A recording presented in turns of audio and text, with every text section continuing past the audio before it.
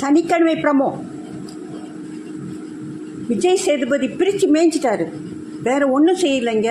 வெளியில் இருக்கிற ரிவ்யூ எழுதி மட்டம்னு சொல்ல அந்த டெவில் ஏஞ்சில் பயங்கரம் அசிங்கம், அதுவும் ஜேம்ஸ் வசந்தன் அவங்கெல்லாம் எல்லை மீறி பேசிட்டாங்க.